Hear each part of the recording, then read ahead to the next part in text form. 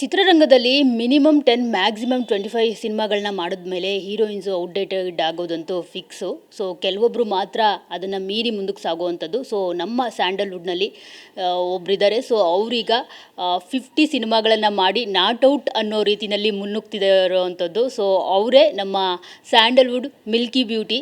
So ಅವ್ರು ನಮ್ಮ ಜೊತೆ ಇದ್ದಾರೆ, ಅವ್ರನ್ನ ಮಾತನಾಡ್ಸೋಣ. ಮಿಲ್ಕಿ ಬ್ಯೂಟಿ ಅಂದ ತಕ್ಷಣ ನಮಗೆಲ್ಲ ಜ್ಞಾಪಕ ಬರೋದು ತಮನ್ನ. ಆದರೆ ನೀವು ಗಮನಿಸದೇ ಇರ್ಬೋದು, ನಮ್ಮ ಕನ್ನಡದಲ್ಲೂ ಒಬ್ಬರು ಮಿಲ್ಕಿ ಬ್ಯೂಟಿ ಇದ್ದಾರೆ. ಸೊ ಅವರೇ ಪ್ರಿಯಾಂಕಾ ಉಪೇಂದ್ರ ಮ್ಯಾಮ್. ಸೊ ಅವರೀಗ ನಮ್ಮ ಜೊತೆ ಇದ್ದಾರೆ, ಅವ್ರನ್ನ ಮಾತನಾಡ್ಸೋಣ ಏನು ಹೇಳ್ತಾರೆ ಅಂತ. Ma'am, 50 so half century as A heroine ಆಗಿ ಹಾಫ್ ಸೆಂಚುರಿ ಬಾರಿಸೋದು ಅಂತಂದರೆ ಅಷ್ಟು ಈಸಿ ಅಲ್ಲ. ಯಾಕಂದರೆ ನಿಮ್ಮ ಹಸ್ಬೆಂಡ್ನು ಕೂಡ ಮೀರಿಸಿ ನೀವು ಮುನ್ನುಗ್ತಾ ಇದ್ದೀರಾ.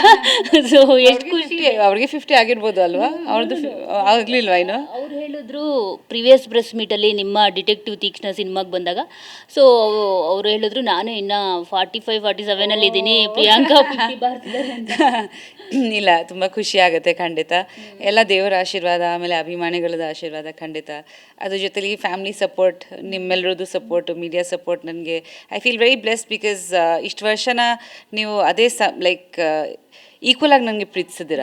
ಲೈಕ್ ಕ್ಯಾಲ್ಕಟ್ಟಲ್ಲಿ ಇಂದ ನನಗೆ ಎಷ್ಟು ಪ್ರೀತಿ ಸಿಕ್ಕಿದೆ, ಇಲ್ಲಿ ಕರ್ನಾಟಕ ಬಂದಾದಮೇಲೆ ನನಗೆ ಈಕ್ವಲ್ ಆಗಿ ಪ್ರೀತಿ ಸಿಕ್ಕಿದೆ. ಅಲ್ಲಿ ನಾನು ಹುಟ್ಟು ಬೆಳೆದಿರೋದು ಫಾರಿನಲ್ಲಿ, ಆದರೂ ನನ್ನ ಸಿನಿಮಾ ಜರ್ನಿ ಅಲ್ಲಿಂದ ಸ್ಟಾರ್ಟ್ ಆಗಿತ್ತು.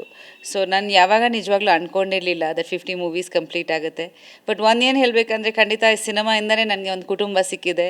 ಈ ಕುಟುಂಬನೂ ಸಿನಿಮಾಯಿಂದ ಸಿಕ್ಕಿದೆ ನನಗೆ. ಬಿಕಾಸ್ ಉಪೇಂದ್ರ ಅವ್ರು ನನಗೆ ಸಿನಿಮಾಯಿಂದ ಸಿಕ್ಕಿದೆ. ಸೊ ನಾನು I am very grateful and ತುಂಬ ಖುಷಿ ಆಗ್ತಿದೆ. ಮ್ಯಾಮ್, ನೀವು 50 ಯಾಕೆ ದಾಟಿದ್ದೀರಾ ಅಂತಂದರೆ, 50 ಯಾಕೆ ರೀಚ್ ಆಗಿದ್ದೀರಾ ಅಂತ ಅಂದರೆ, ಸೊ ಆ್ಯಸ್ ಎ ಹೀರೋಯಿನ್ ಆಗಿ ನೀವು ಒಳ್ಳೆ ಕಲಾವಿದೆ ಅಷ್ಟೇ ಅಲ್ಲ. ಸೊ ನಾವು ನೋಡ್ತಿರ್ತೀವಲ್ಲ ನಿಮ್ಮನ್ನು, ನೀವು ತುಂಬ ಜನರಸ್, ವಿಜಯ್ ಸೂರ್ಯ ಅವರು ಹೇಳ್ದಾಗೆ ಕೈಂಡ್ ಮತ್ತು ಸ್ವೀಟು. ನಿಮ್ಮ ಬಿಹೇವಿಯರ್ ಕೂಡ ಇಂಪಾರ್ಟೆಂಟ್ ಆಗುತ್ತೆ. ಇವತ್ತು ಸಂಡೇ, ಇವತ್ತು ಬೇರೆ ಹೀರೋಯಿನ್ಸ್ ಆಗಿದ್ದಿದ್ರೆ ಕೆಲವರು, ನಾನು ಹೇಳ್ತಿರೋದು, ಸೊ ಸಂಡೇ ನಾನು ಪ್ರಮೋಷನಲ್ಲಿ ಭಾಗ್ಯ ಆಗೋದಿಲ್ಲ ಅಂತ ಹೇಳ್ತಾಯಿದ್ರು. ಆದರೆ ಇವತ್ತು ನೀವು ಫ್ಯಾಮಿಲಿ ಜೊತೆಗೆ ಇದನ್ನು ಕೂಡ ನೀವು ಪ್ರಮೋಷನಲ್ಲೂ ಕೂಡ ಭಾಗಿಯಾಗಿದ್ದೀರಾ.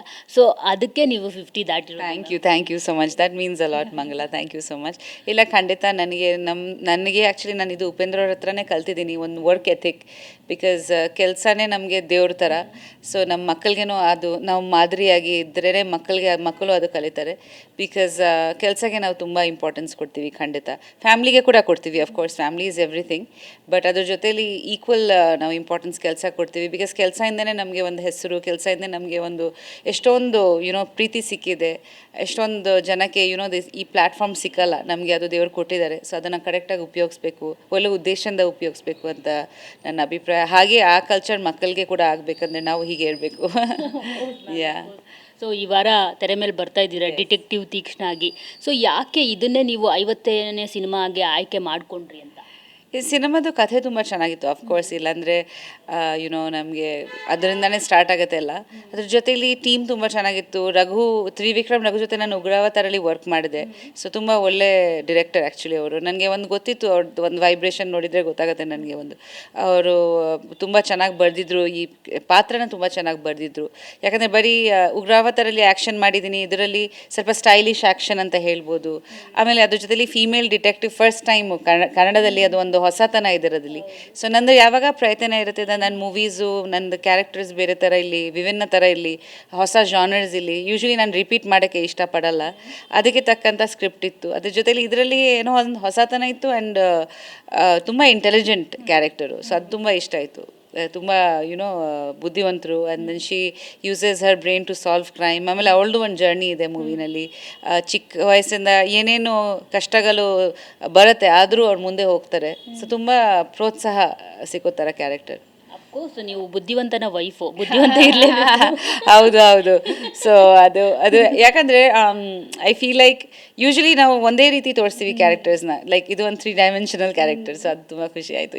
ಬಟ್ ಅವ್ರು ಯಾವಾಗ ಜೋಕ್ ಮಾಡ್ತಾನೆ ಇರ್ತಾರೆ, ದಟ್ ನಿನಗೆ ಕ್ಯಾರೆಕ್ಟರ್ಗೆ ತಕ್ಕಂಥ ಡಿಟೆಕ್ಟಿವ್ ಕ್ಯಾರೆಕ್ಟರ್ ಸಿಕ್ಕಿದೆ, ಎಲ್ಲ ಹೆಣ್ಮಕ್ಳಿಗೆ ಡಿಟೆಕ್ಟಿವ್ ಕ್ಯಾರೆಕ್ಟರ್ ಸಿಗಬೇಕು ಅಂತ. ಮ್ಯಾಮ್, ಎಲ್ಲ ಹೆಣ್ಮಕ್ಳು ಡಿಟೆಕ್ಟಿವೇ. ಯಾಕಂದರೆ ಅವ್ರ ತವ್ರ ಮನೇಲಿ ಹೇಗಿರ್ತಾರೋ ಗೊತ್ತಿಲ್ಲ, ಅಂದರೆ ಪೇರೆಂಟ್ಸ್ ಮನೇಲಿ. ಸೊ ಗಂಡನ ಮನೆಗೆ ಬಂದಮೇಲೆ ಪ್ರತಿಯೊಂದು ಅವ್ರು ಡಿಟೆಕ್ಟಿವ್ ಮಾಡ್ತಾನೆ ಇರ್ತಾರೆ, ಮಾಡಬೇಕು. ಯಾಕಂದರೆ ಗಂಡ ಎಲ್ಲಿ ಹೋಗ್ತಾರೆ, ಅವ್ರು ಸೇಫ್ ಆಗಿದ್ದಾರಾ, ಸೇಫಾಗಿ ಮನೆಗೆ ಬರ್ತಾರಾ, ಆಮೇಲೆ ಮಕ್ಕಳು ಎಲ್ಲಿ ಹೋಗ್ತಿದ್ದಾರೆ, ಅವ್ರು ಏನೆಲ್ಲ ಮಾಡ್ತಿದ್ದಾರೆ ಕಾಲೇಜಸ್ಗೆ ಹೋಗಿ, ನಾವು ಅವ್ರ ಮೇಲೆ ಕಣ್ಣಿಟ್ಟಿದ್ದೀರಾ. ಮತ್ತು ಈಗ ಪ್ರತಿಯೊಬ್ಬ ಹೆಣ್ಮಗ್ಳು ಇರಬೇಕಿದ್ರೆ ನಾವು ಪ್ರತಿ ಕ್ಷಣನೂ ನಮ್ಗೆ ಇಂಪಾರ್ಟೆಂಟೇ. ನಮ್ಮ ಮಗಳು ಮನೆಗೆ ಸೇಫಾಗಿ ರೀಚ್ ಆಗ್ತಿದ್ದಾರಾ ಅಂತಲೂ ನಾವು ನೋಡ್ಕೊಬೇಕು, ಟ್ರ್ಯಾಕಲ್ಲಿ ಇರಬೇಕು. ಸೋಷಿಯಲ್ ಮೀಡಿಯಾಲಿ ಏನು ಮಾಡ್ತಿದ್ದಾರೆ ಅವರು, ಅದು ಇನ್ನೊಂದು ಕಂಡಿರಿಬೇಕು ಅಲ್ವಾ. ಇವಾಗ ಅದು ನಮ್ಮ ಪೇರೆಂಟ್ಸ್ಗೆ ಯಾವ ಜವಾಬ್ದಾರಿ ಇರಲಿಲ್ಲ, ಅದು ಒಂದು ತಲೆನೋವು ಇರಲಿಲ್ಲ, ಇವಾಗ ಅದು ಕೂಡ ಇದೆ. ಸ್ಕ್ರೀನಲ್ಲಿ ಏನೇನು ನೋಡ್ತಿದ್ದಾರೆ. ಸೊ ಪ್ರತಿಯೊಂದು ಖಂಡಿತ ಮೀನ್ಸ್ ಪೇರೆಂಟ್ ಆದಮೇಲೆ ಜವಾಬ್ದಾರಿ ಕೆಲಸನೇ. ಆ್ಯಂಡ್ ಡಿಟೆಕ್ಟಿವ್ ಕೆಲಸ ಹೌದು ಸಣ್ಣ ಪುಟ್ಟದ್ದು ಜೀವನದಲ್ಲಿ ಬೇಕಾಗತ್ತೆ. ಐ ಥಿಂಕ್ ಖಂಡಿತ ಖಂಡಿತ. So ಅದಕ್ಕೆ ಪ್ರತಿಯೊಬ್ಬ ಹೆಣ್ಣು ಮಗಳು ಬಂದು ಈ ಸಿನಿಮಾ ನೋಡಬೇಕು. ಪ್ರತಿಯೊಬ್ಬರು ಹೆಣ್ಮಕ್ಳು ಒಂದು ಕನೆಕ್ಟ್ ಆಗ್ತಾರೆ. ಹೌದು ಹೌದು. ಆ್ಯಂಡ್ ಐ ಥಿಂಕ್ ಹೆಣ್ಮಕ್ಳಿಗೆ ಒಂದು ನ್ಯಾಚುರಲ್ ಟ್ಯಾಲೆಂಟ್ ಇದೆ. ನಾವು ತುಂಬ ಡೀಟೇಲ್ಡ್ ಆಗಿ ಯೋಚನೆ ಮಾಡ್ತೀವಿ. ಸಾಧಾರಣವಾಗಿ ಲೈಕ್ ನಾವು ಕೆಲಸಕ್ಕೆ ಬಂದ್ರೂ ಕೂಡ ಮನೆಯಲ್ಲಿ ಏನು ನಡೀತಿದೆ, ಏನೇನು ಆಗಬೇಕು ಅದೆಲ್ಲ ತಲೆಯಲ್ಲಿ ಇದ್ದೇ ಇರುತ್ತೆ. ಸೊ ನಮಗೆ ಐ ಥಿಂಕ್ ದೇವರು ಆ ಶಕ್ತಿ ಕೊಟ್ಟಿದ್ದಾರೆ, ಮಲ್ಟಿ ಟಾಸ್ಕಿಂಗ್ ಶಕ್ತಿ ಹೆಣ್ಮಕ್ಳಿಗೆ ಕೊಟ್ಟಿದ್ದಾರೆ ಅನ್ಸುತ್ತೆ. ನಾವು ಇಮೋಷನಲ್ಲು, ಬಟ್ ನಮಗೆ ಆ ಶಕ್ತಿನೂ ಕೂಡ ದೇವ್ರು ಕೊಟ್ಟಿದ್ದಾರೆ, ಆ ಡೀಟೇಲ್ ಆಗಿ ವರ್ಕ್ ಮಾಡೋದು ಶಕ್ತಿ. ಆ್ಯಂಡ್ ಕ್ರಿಯೇಟಿವ್ಲಿ ಕೂಡ ಗಂಡು ಮಕ್ಕಳು ಕೂಡ ಮಾಡ್ತಾರೆ. But I feel that usually ನಮಗೆ ಐ ಥಿಂಕ್ ದಟ್ ಆ ಸೆನ್ಸು ಜಾಸ್ತಿ ವರ್ಕ್ ಆಗುತ್ತೆ. ಆ ಸಿಕ್ಸ್ ಸೆನ್ಸ್ ಅನ್ನೋದು ಒಂದು ಇಂಟ್ಯೂಷನ್ನು ಅದು.